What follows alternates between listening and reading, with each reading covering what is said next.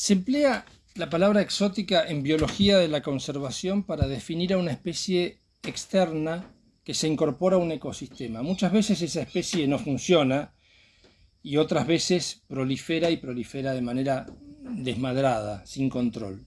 Normalmente no consigue un inmediato equilibrio porque pensemos que un ecosistema es un complejo engranaje conformado a lo largo de cientos de miles de años de coevolución entre sus distintas piezas, de una manera en que cada especie se acostumbra con la otra. Podríamos compararlo con una orquesta compleja que logra la armonía luego de ensayos y ensayos y muchos ensayos, y luego si llega un instrumento foráneo tocado en otro tono o que viene de golpe y no está ensayando con ellos, genera posiblemente algo diferente e incongruente, molesto, etc.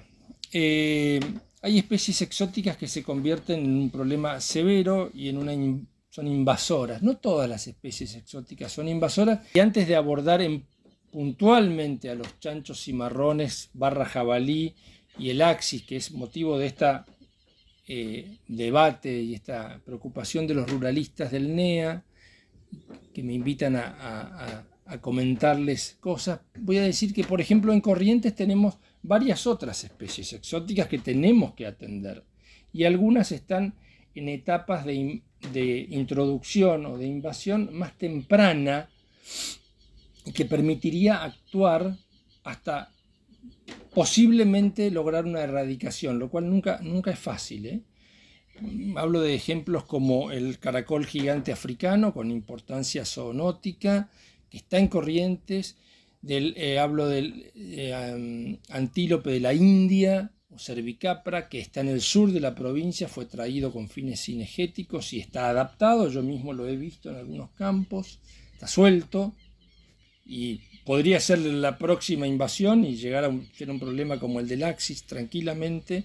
O, por ejemplo, también del estornino vulgar, que es un pájaro, una especie de tordo, parece, europeo, que llegó a Corrientes recientemente. Se vieron los primeros ejemplares y que en Mercedes justamente, y que permitirían actuar en etapas tempranas. Y eso es muy importante tenerlo en cuenta porque después se lamentan males mayores. En eso el Estado tiene que estar atento al estudio, al monitoreo y sobre todo a la acción, que es la parte más difícil de tomar en estos casos.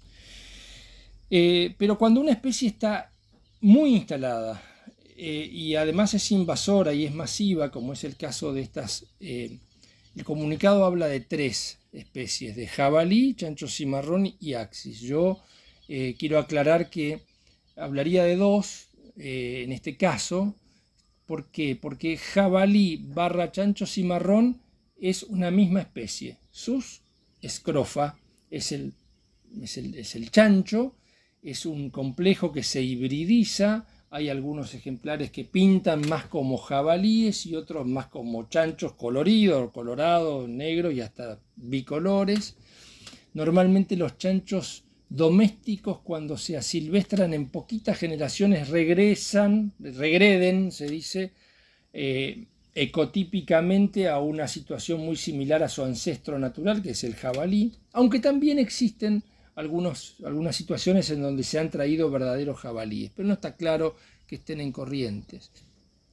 En cambio, el axis es una especie diferente, es un ciervo muy definido, salvaje, de la India, que fue traído con fines ornamentales y cinegéticos, y invadió por todo el norte argentino prácticamente. Ya llegó a Misiones y bueno, ya está recontra instalado.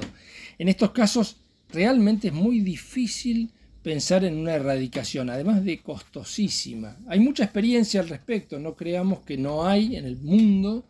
Estas son especies que ya han sido invasoras en otros países. Hay países que son muy activos en el combate, como Australia, por ejemplo, Estados Unidos, varios países europeos, pero el costo y la complejidad de las acciones de erradicación o de control, muchas veces se habla de control para aminorar el nivel de las especies, el nivel poblacional, porque la erradicación es casi imposible. Es tan costoso que me cuesta imaginar que la Argentina o algunas de nuestras provincias apliquen esos esfuerzos que además requieren tecnología y mucho conocimiento también. Pero en estos casos, el caso del chancho cimarrón y de los axis, como además proveen de ciertos potenciales recursos como carne, astas, cueros, pueden convertirse en un objeto codiciado. Es importante tener en cuenta, es una oportunidad que existe, la de emplear el interés en sus productos, en su casa recreativa o deportiva, para combatir a las especies. En ambos casos esto es posible.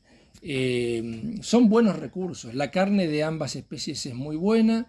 Y hay otros subproductos que también son muy útiles. Puntualmente en el caso del axis, la cornamenta es muy requerida en otros países y se exporta, incluso se exporta actualmente desde Corrientes.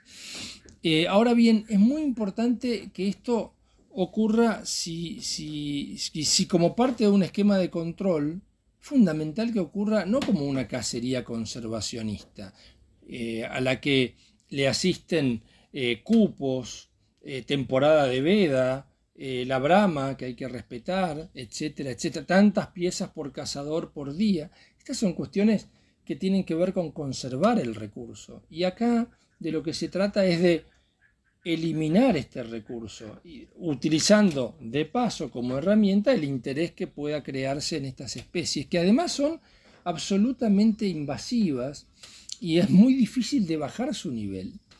Entonces, ahí hay una necesidad de un cambio de actitud muy importante desde el punto de vista legal y administrativo. Fíjense que en Corrientes han estado pasando cosas como las que les voy a contar, un par de anécdotas. Una, me llaman de organismo de bomberos municipal de Mercedes porque se había encontrado un ciervito.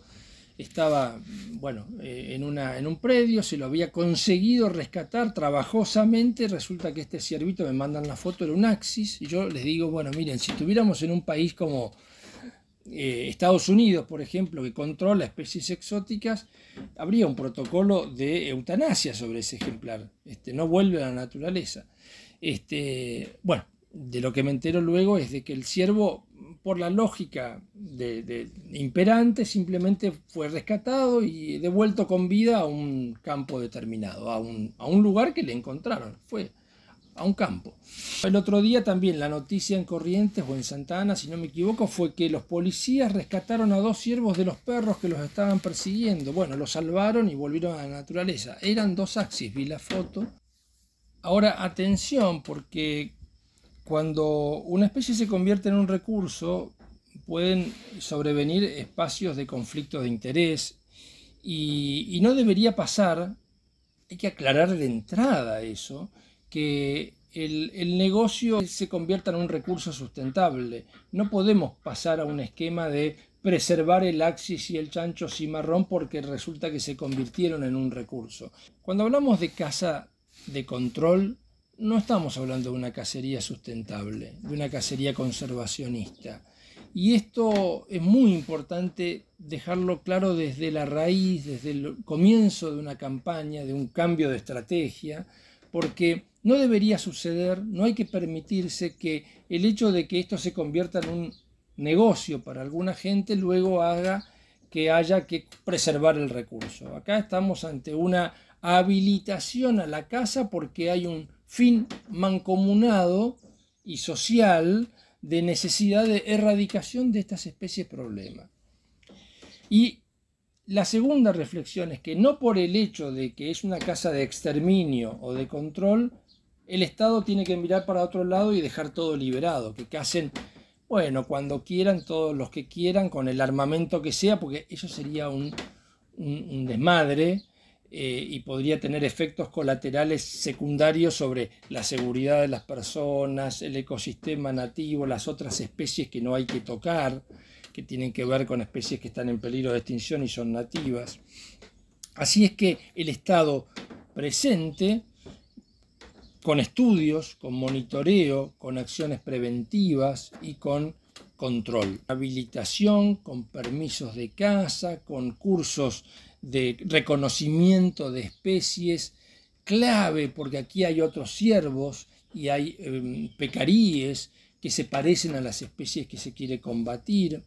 Entonces el registro y el control es fundamental. Lo que no debe ocurrir es la actitud conservacionista, aquella que dice, no, respetemos la época de Brahma para cazar axis, o no vamos a matar hembras con cría. Y sí, vamos a matar hembras con cría, tenemos que no respetar la época de Brahma y no hay por qué tener un límite de piezas por cazador o por día. Esto es caza de control.